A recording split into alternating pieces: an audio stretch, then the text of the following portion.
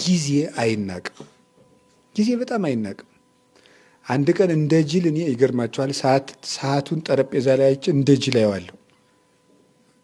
እውነቴን ነው ነገራችሁ። ጠረጴዛ ላይ አስቀምጡና ዝም ብሎ ይላል።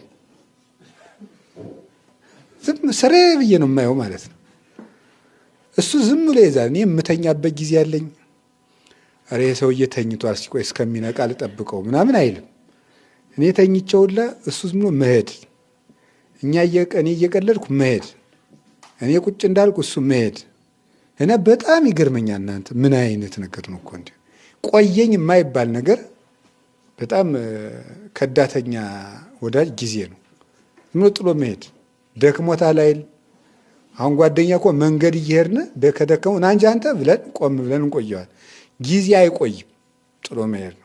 እና በጊዜ በጣም አንቀልድ። እውነቴን ነው። በጊዜ